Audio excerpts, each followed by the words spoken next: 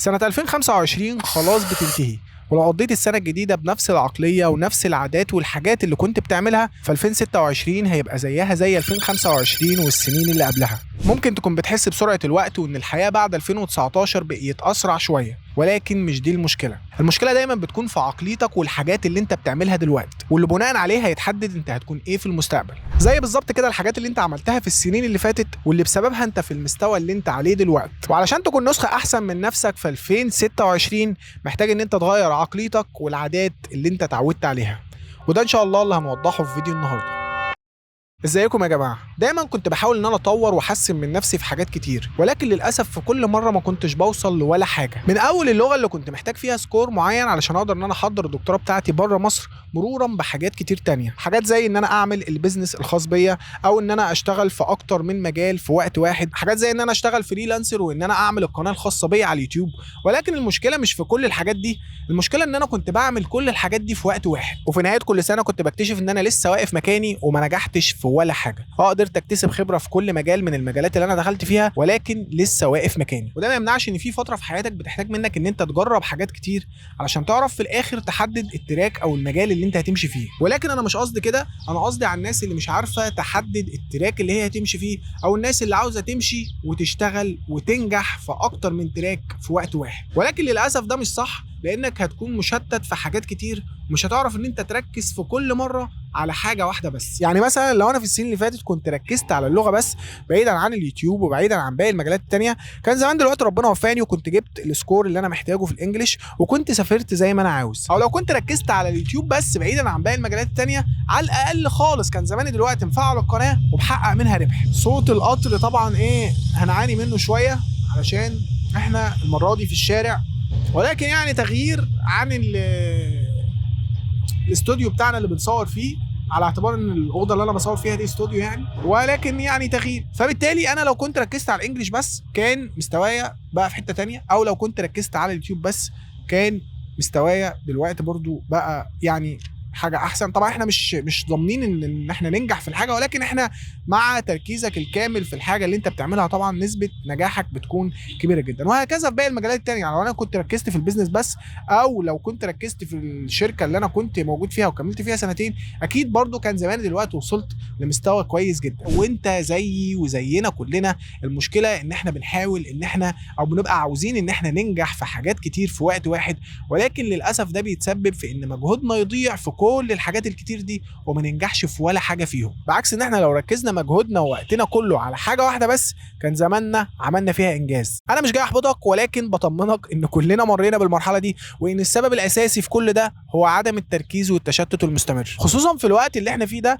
وبسبب السوشيال ميديا وبسبب التطورات السريعه اللي احنا بقينا فيها، واللي بتخلينا مش قادرين ان احنا نركز على حاجه واحده بس وننجزها. حتى لو قدرت تلاقي حاجه واحده بس وتركز عليها، اتحداك اذا كنت تقدر تركز عليها لمده طويله. هتلاقي نفسك بتشتغل عليها اسبوع مثلا، اسبوعين، شهر، شهرين، وبعدين بتمل منها وبتبقى عاوز ان انت تغيرها. وعلشان كده في بدايه الفيديو قلنا ان المشكله مش بتكون في الوقت اللي بيمر ولا في السنين اللي بتجري، ولكن المشكله الكبيره بتكون هنا في مخنا وفي العادات او الحاجات اللي احنا بنعملها. عادات كتير زي السهر، زي ان انت تمسك التليفون كتير، طبعا دي تعتبر اسوأ العادات. عادات زي ان انت ما تواظبش على الصلاه او القراءه او ممارسه الرياضه، وغيرها كتير من العادات اللي ان شاء الله الفتره اللي جايه او الفيديوهات اللي جايه هنعمل فيديو بالتفصيل لكل عاده من العادات دي، وهنوضح في الفيديو ده بالظبط لو العاده سلبيه هنقول ازاي تقدر ان انت تتخلص من العاده دي بالتدريج، او لو العاده ايجابيه هنقول ازاي تقدر ان انت تحافظ وتواظب على العاده دي. لان زي ما قلنا تغيير العادات او الحاجات اللي انت اتعودت عليها دي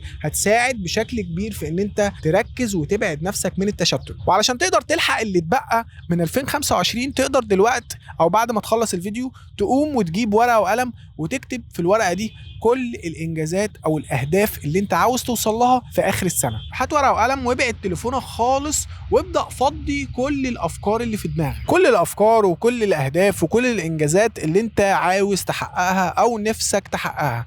وبرضه تراعي ان في اولويه لحاجات مهمه وضروريه وفقا طبعا للوقت اللي انت بتمر بيه، وفقا لظروفك، وفقا لشخصيتك، وفقا لاي حاجه. يعني مثلا الاولويه بتكون للمرحله الدراسيه اللي انت فيها ان انت تجتاز تجتاز او انت تعدي المرحله الدراسيه بالتقدير اللي انت عاوزه او بالمجموع اللي انت عاوزه. ممكن يجي بعد كده مثلا حاجات زي مثلا اللغه، ان انت تطور نفسك في اللغه سواء كان الانجليش او اي لغه تانية، ان انت مثلا عاوز تاخد كورسات معينه مثلا زي مثلا كورس في البرمجه، او ان انت تطور نفسك في الفيديو اديتنج، ايا كان يعني عايز تطور نفسك في مهاره معينه، هتكتب وتفضي كل الافكار اللي انت نفسك فيها. وبعد ما تكتب كل الحاجات دي هتبدا تنتقي وتختار من الحاجات دي الاهداف اللي ليها اولويه بالنسبه لك، وبرضو الاهداف او الانجازات اللي تكون مناسبه مع وقتك ومع ظروفك. ممكن تختار اكتر من حاجه مع بعض مفيش مشكله، زي مثلا زي ما قلنا مرحلتك الدراسيه ممكن تختار معاها حاجه تانية مثلا تقدر ان انت تعملها، زي ان انت تتعلم مهاره معينه من المهارات اللي احنا قلنا عليها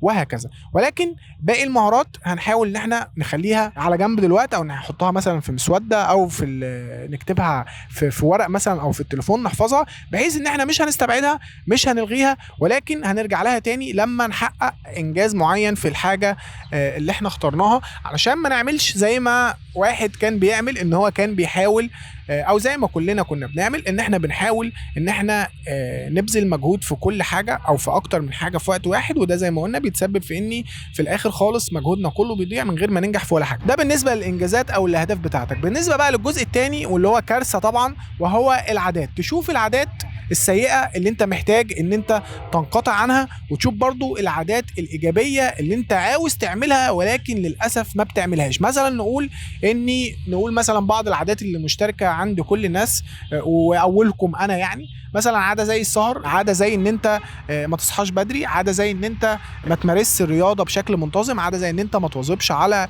كل فروض الصلاه في المسجد، عاده زي ان انت ما تواظبش مثلا او ما تلتزمش بالقراءه بشكل مستمر. كل دي عادات، منها العادات الكويسه اللي المفروض ان احنا نلتزم عليها، ومنها العادات السيئه اللي احنا بنلتزم عليها والمفروض ان احنا نبطلها. هتكتب كل العادات دي، ولكن تكون عارف كويس جدا ان العادات دي مفيش حل سحري هيخلصك منها كلها مره واحده، او هيخليك تخلص من العادات السيئه وتلتزم بالعادات الايجابيه مره واحده، ولكن الموضوع بيكون تدريجي. طبعا هنتكلم بالتفصيل عن العادات في الفيديوهات اللي جايه ان شاء الله، وهنعمل عن كل عاده ان شاء الله فيديو بالتفصيل، وهنقول المعاناه اللي ممكن تواجهك وازاي تقدر ان انت تواظب على التزامك بعاده ايجابيه، وازاي تقدر ان انت تتخلص من عاده سلبيه. لان تغييرك للعادات دي هيساعد بنسبه 70% او يمكن اكتر على التزامك وانجازك ووصولك للاهداف اللي احنا حددناها في الاول. والعكس صحيح، يعني انت لو ما قدرتش تغير العادات اللي عندك مش هتقدر ان انت،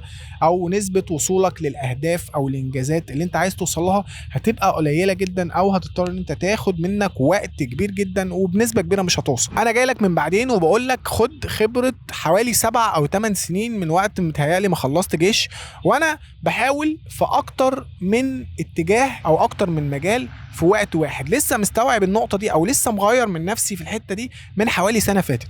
بحاول في اكتر من اتجاه او اكتر من مجال في وقت واحد، وبدي في كل مجال بنفس القدر، ولكن للاسف حتى لو قدرت تنجح نجاحك ده هيبقى صغير. انما لو انت مركز مجهودك بس في حاجة واحدة بشكل منتظم وبشكل مستمر وعلى المدى البعيد، هتلاقي نفسك كسرت الدنيا ومحدش قدر ان هو يوصل لك في الحاجة اللي انت ركزت فيها دي. ان انت تكون متخصص في حاجة واحدة بس احسن ما تكون بتفهم. انت مطلوب ان انت طبعا تفهم في حاجات كتير، ولكن خد الجزء اللي هو العام بتاع الناس كلها، وخلي التخصص بتاعك من باب العلم بالشيء زي ما بيقولوا، ولكن خلي الجزء التخصصي بقى في الحاجه اللي انت ارتحت لها، او الحاجه اللي انت خلاص نويت ان انت تاخد طريقك فيها. خلاص خلي كل تركيزك في الحاجه دي، علشان لما توصل وتبقى شاطر في الحاجه دي تكون شخص شاطر ومتمكن. لما يجي الناس يقولوا مين شاطر في الفيديو اديتنج، ده سمير شاطر جدا في الحته دي ومتطور جدا. في 15 واحد تاني غير سمير، ولكن كلهم مستواهم متقارب، كلهم بيعرفوا يشتغلوا الحاجه دي ولكن على قدهم. ليه؟ علشان الناس دي مركزين في اكتر من حاجه مع الفيديو اديتنج. انما سمير مثلا على سبيل المثال يعني مركز في الفيديو اديتنج بس، واديله مثلا حوالي سنه او سنتين وشغال على نفسه في الحته دي لحد ما وصل لمستوى عالي جدا. فبالتالي هو ده المقصود بان احنا نوزع مجهودنا وتركيزنا على حاجه واحده بس. في وقت بيسمح لك ان انت، علشان برضو في وقت بيسمح لك ان انت تخبط في مجالات كتير، بس وقت معين، وقت مثلا ان انت تكون لسه متخرج، وقت ان انت مثلا اثناء الدراسه، في الوقت اللي انت بتبدا فيه. والمده اللي بتخبط فيها دي ما بتكونش كبيره، يعني انت المده دي ما تكونش مثلا سنه سنتين وتلاقي نفسك خلاص تهت، لا هي بتكون مثلا مده صغيره، زي مثلا مده 6 شهور على المدى القصير.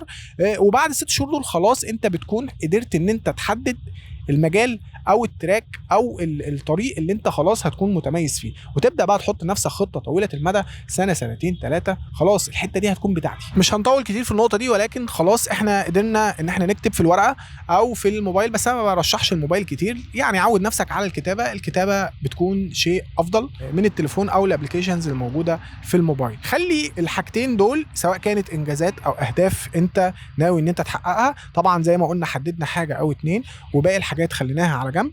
وبرضو الجزء بقى الاكبر او الجزء اللي احنا هنركز عليه اكتر او الجزء اللي هياخد من مجهودك اكتر، اللي هو الجزء الخاص بالعادات، سواء كانت عادات سلبيه انت هتنقطع عنها او هتحاول ان انت تبطلها، او عادات ايجابيه هتحاول ان انت تلتزم بيها. الجزئين دول مع بعض ان شاء الله ان شاء الله ان شاء الله لو انت عملت الكلام ده دلوقتي بعد ما تخلص الفيديو ده، هتقدر ان شاء الله في نهايه السنه اللي احنا فيها دي اللي هي 2025 هتقدر باذن الله او معاك مثلا حوالي 4 شهور هتقدر ان انت تكون اخدت خطوه كبيره، بدل ما انت مشتت، بدل ما انت مش مركز، بدل ما انت مش عارف تعمل ايه وعاوز ان انت تنجح، عاوز ان انت تكون شاطر، عاوز ان انت تكون ملتزم، ولكن مش بتعمل اي حاجه.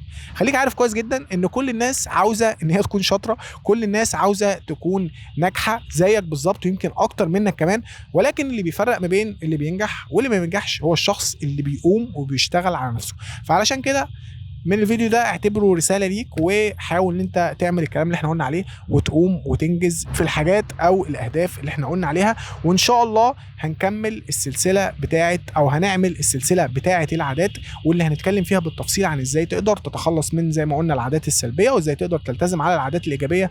وعلشان كده تقدر ان انت تشترك في القناه علشان تتابع الفيديوهات اللي جايه. وبس كده، ده كان فيديو النهارده.